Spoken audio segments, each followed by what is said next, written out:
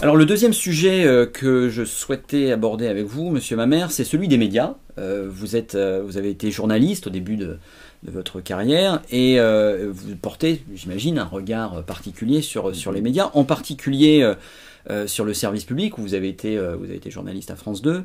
On a eu très récemment, enfin moi je prendrai deux exemples.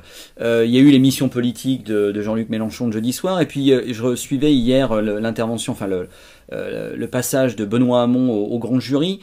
Dans les deux cas, je trouve qu'on a vu un petit peu la synthèse de certaines dérives qu'on peut voir aujourd'hui dans les médias. Je ne sais pas ce que vous avez pensé personnellement, je ne sais pas si vous avez suivi aussi. Alors le problème c'est que je n'ai vu ni Jean-Luc ni Benoît. Voilà. Bon, alors donc, mais je vais les regarder en replay. L'émission politique, on a eu des intervenants extérieurs qui étaient censés être un petit peu la voix du peuple et puis voilà des vrais gens qui interviennent dans une émission. Et on avait trois agriculteurs qui étaient voilà pas des activistes, mais enfin des gens assez engagés avec la FNSEA, grands défenseurs du glyphosate, qui sont donc voilà qui ont tendu une petite embuscade à Mélenchon qui est arrivé tout seul et ils étaient 5, etc. Bon voilà.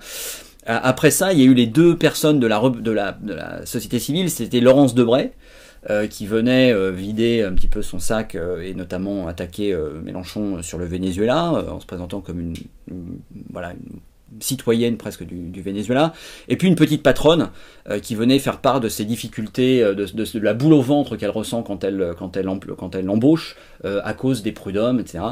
Et donc une petite patronne qui, voilà, c'est Normal Sup, HEC, 3 millions d'euros de levée de fonds, qui intervient dans la joaillerie, donc pas forcément représentative du petit patron qui lutte effectivement et qui lui a la boule au ventre pour recruter son... Donc pendant cette émission, Léa Salamé a défendu, a évoqué souvent, a mentionné, a utilisé les mots ligne éditoriale.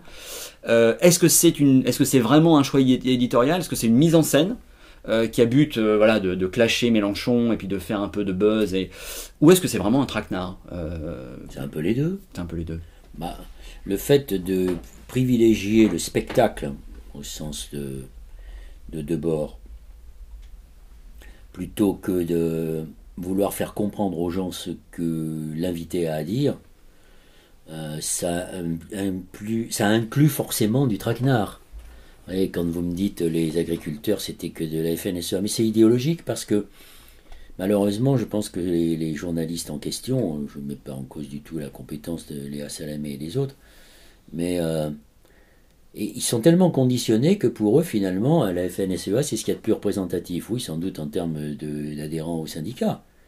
Mais c'est quand même le syndicat qui tue les paysans. Et qui avait pour président un homme qui est décédé aujourd'hui, qui s'appelle Xavier Belin, et qui était à la tête d'une pieuvre qui s'appelait Avril Sophie Protéol, propriétaire du port de La Rochelle, de l'huile de Sieur, ayant plusieurs filiales qui sont impliquées dans des projets de ferme-usine.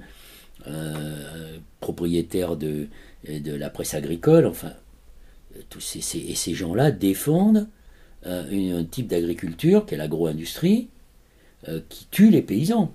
Mais la Confédération paysanne, je suppose, n'a pas eu le droit de citer dans cette émission. Non. Ce n'est pas acceptable. Donc voilà, quand on présente comme une PME, la personne dont vous me parlez... Même pas une PME, hein, une petite entrepreneuse. Une entrepreneuse. Donc, personne n'est dupe. Tout ça, effectivement, a pour objectif de faire ce que vous appelez du buzz. Et c'est une des perversions de la télé qui recherche le spectacle en permanence, parce que France 2 est aujourd'hui confrontée à un arc-en-ciel de chaînes, et en particulier de chaînes d'information. Et elle est entrée dans cette course à l'échalote qui est une spirale totalement destructrice. J'avais déjà commencé à l'analyser dans un livre dont le titre est devenu une expression populaire qui s'appelait La dictature de l'audimat, en 88 à la découverte. Donc vous voyez que ça ne date pas d'aujourd'hui. Et tout ça remonte à loin, effectivement. Et alors, dans le même registre, j'ai envie de dire, hier matin, donc, je crois que hier matin, Benoît Hamon passait au grand jury. Et là, vraiment, on avait cette impression d'avoir, je ne sais plus, c'était 3 ou 4 journalistes qui étaient sur son dos, quoi, et qui le bombardaient, le mitraillaient de questions avec vraiment l'objectif de lui faire dire quelque chose. Parce que les journalistes, maintenant, quand ils vous interviewent, ils cherchent à vous faire dire un mot qui sera repris. Ils cherchent ce qu'on appelle la reprise. Ils ne cherchent pas à vous faire expliciter ce que vous avez dans le ventre. Et quel est votre projet? Ce qui est quand même le boulot d'un journaliste. Non, ils cherchent le... Donc ça veut dire qu'ils ne vous écoutent pas. Ce qu'ils veulent, c'est que vous disiez ce qu'ils ont envie que vous disiez. C'est pas exactement la même chose. Or, pour faire une bonne interview, il faut être comme un rapace sur sa proie. Il faut être à l'écoute permanente de ce qu'il dit. Ne pas penser à la question qu'on va poser après, mais être dans l'attente, à l'écoute pour rebondir et pour faire dire plus de choses. C'est pas du tout ça qui se passe aujourd'hui. Tant et si bien que pendant cette interview, plusieurs fois d'ailleurs, Benoît Hamon a dû reprendre le journaliste qui venait de dire ah donc vous avez dit que... Et il dit non, j'ai pas du tout dit ça. Et donc il a réexpliqué mais c'est une... Et puis maintenant le pli est pris, si je puis dire. Et les journalistes sont dans cette... Dans ce modèle, même de manière totalement inconsciente maintenant, tellement c'est devenu... Ruffin avait dénoncé ça quand il était à l'école de journalisme, justement, en présentant un petit peu sa surprise, quoi, de voir la façon dont les journalistes étaient formés et formatés, on va dire. Vous validez ça? Vous validez cette analyse? Oui, je pense que... Alors, il y a des écoles de journalisme où vous trouvez des enseignants qui essaient de vous faire sortir du conformisme. Mais le problème, vous pouvez avoir les meilleurs enseignants du monde. Je sais, moi, par exemple, j'ai été assistant associé pendant 3 ans à l'IUT de journalisme de Bordeaux, qui est devenu l'IJBA. Il y avait des gens très bien, je pense en particulier à une figure qu'on connaît aujourd'hui dans un secteur différent qui s'appelle Pierre Christin, qui est l'auteur de Valérian, qui était très critique, disciple de Bourdieu. Vous savez, là, vous formez des journalistes, mais quand ils entrent dans la machine, très vite ils sont digérés par la machine. Et ils deviennent des agents de cette machine. Voilà. Alors justement, pour changer la machine, en tout cas apporter une alternative, il y a eu donc le média citoyen, un appel à la création d'un média citoyen auquel vous avez répondu à cet appel. Vous faisiez partie d'ailleurs, vous étiez là lors de la soirée de lancement de ce média.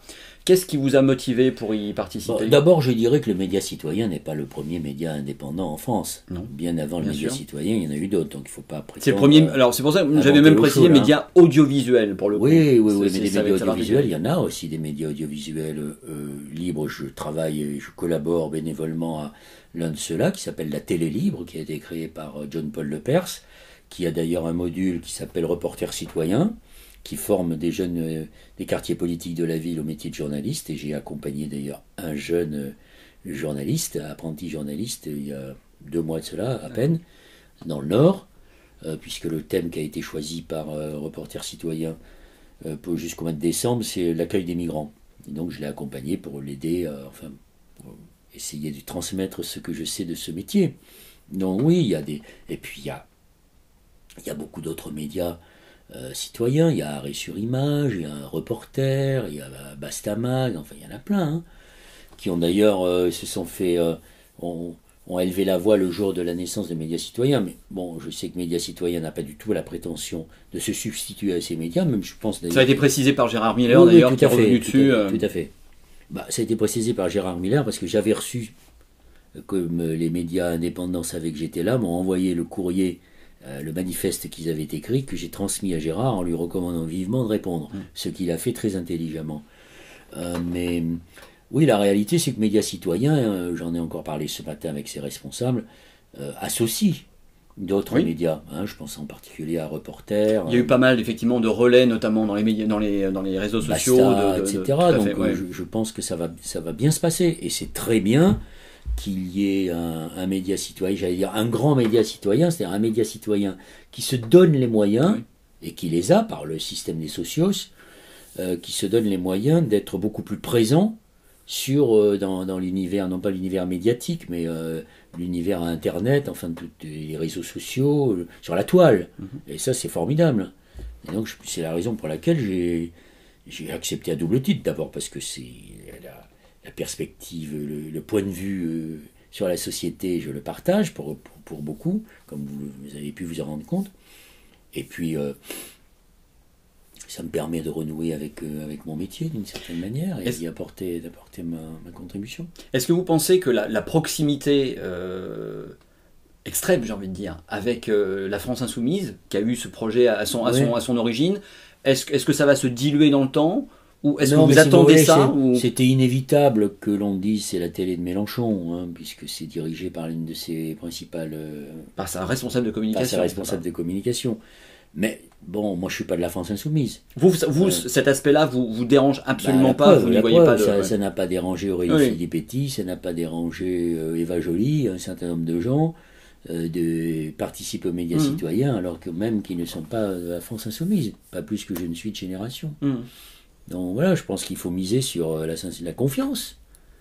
Et d'ailleurs, comme le dit très bien la directrice de la France insoumise, si elle avait voulu faire une télé de la France insoumise, elle aurait eu beaucoup plus de moyens tout de suite uniquement avec les adhérents de la France insoumise. Donc ce serait une erreur terrible, considérable, que de transformer ce média citoyen en télé Mélenchon. Mais je pense que c'est ni le désir de Jean-Luc, ni le désir de ceux qui y participent. C'est d'ailleurs beaucoup plus intelligent.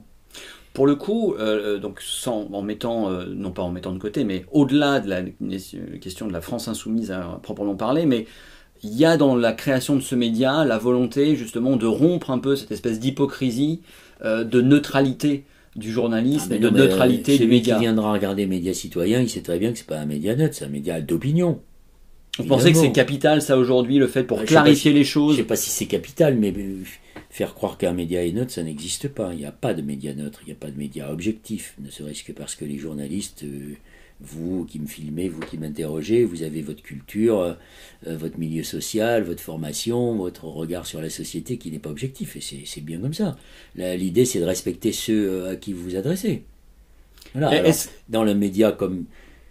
dans un média comme France 2, quand je présentais le Trésor, je m'imposais une obligation de ne pas mettre en avant mes idées, même si j'étais écolo. Mais dans un média comme Média Citoyen, je ne me gênerais pas pour les mettre en avant. J'ai un média citoyen a annoncé la couleur. Est-ce qu'il n'y a pas justement eu une dérive de cette neutralité du fait de l'omniprésence et puis du fameux Tina, quoi. Hein. Il n'y a pas d'alternative. Le libéralisme et le mode de fonctionnement, donc tout le monde s'y range. Et puis il faut aussi il faut tenir compte de la condition des journalistes. Il y a quand même une grande précarité pour beaucoup d'entre eux. Et donc ils sont tenus économiquement. Et ils savent très bien qu'il y a une forme d'autocensure qui se crée chez eux. Donc ils sont dans un système qui les broie ou un système qui les tient. Mais c'est très difficile. Vous savez, chez les journalistes, c'est comme dans la société. Hein. Il y a les OS du journalisme, et puis il y a les petits chefs, les classes moyennes, et puis il y a les aristos des métiers. Et est-ce que justement la naissance d'un média, comme vous le dites, avec des moyens, justement, qui se donnent les moyens, est-ce que ça peut créer une espèce d'appel d'air, enfin pas d'appel d'air, mais de bouffée d'air, justement? Une bouffée d'air, j'espère, mais vous savez, le paysage, il est quand même très occupé, déjà, et saturé par ces médias qui ouvrent le robinet d'eau tiède du matin jusqu'au soir. Hein. Donc ça sera difficile d'en sortir, mais on voit aussi qu'il y a une demande, mais d'une certaine catégorie de la population, pas de toutes malheureusement, et pas de celles qu'il faudrait aller chercher. Mais quand vous voyez le succès de revues comme Le 1 ou 21, ou la revue 21, vous voyez bien... Qui sort en hebdo d'ailleurs. Qui sont des outils de réflexion, qui prennent un peu de temps, et qui sont capables de prendre du champ par rapport à l'actualité immédiate. Ils ont beaucoup de succès, donc il y a une demande de compréhension du monde. Si le média citoyen peut y contribuer, tant mieux. Est-ce que justement le parallèle avec le sujet suivant est direct? Est-ce que c'est une solution d'éducation populaire ou est-ce qu'il faut encore autre chose d'après vous? Il faut encore autre chose, oui. Ça, évidemment que le média citoyen ne peut pas suffire à ça. Il faut aller dans les quartiers. Aller dans les quartiers, c'est aller au plus près des gens. Quand je parle des quartiers, c'est pas que les quartiers politiques de la ville. C'est aller là où on ne regarde pas. Là où on se dit qu'on va les laisser passer par profits et pertes. Voilà, là où il y a le sentiment d'être invisible. Et donc, mais qui le fait ça aujourd'hui? Ça devrait passer par les collectivités, par l'éducation, par ne pas supprimer par exemple les emplois aidés, favoriser l'éducation populaire. C'est tous ces sujets-là, je le dis après une expérience de 28 années comme maire. Mais est-ce que justement C'est là que ça se passe d'abord. Au-delà des partis, justement, est-ce que les mouvements politiques doivent prendre ça à bras-le-corps aujourd'hui, Bien sûr. considérant que l'école ne le fait plus et que c'est Non, ils doivent pousser l'école à le faire. Donc c'est un mouvement politique, c'est un mouvement qui prétend à exercer le pouvoir. Et exercer le pouvoir, c'est changer les institutions. Et donc c'est faire de l'éducation une priorité. Bien sûr. Bien sûr. Mais tant qu'on n'est pas au pouvoir, Par qu'est-ce qu'on exemple. fait comme mouvement politique? Est-ce qu'on va dans Ben, les quartiers faire de l'éducation Bien populaire? sûr, on va dans les quartiers. D'ailleurs, je sais que le média citoyen a l'intention de créer, par exemple sur le secteur de l'écologie, une sorte de comité scientifique qui abordera des thèmes qui pourront, des sortes de formations.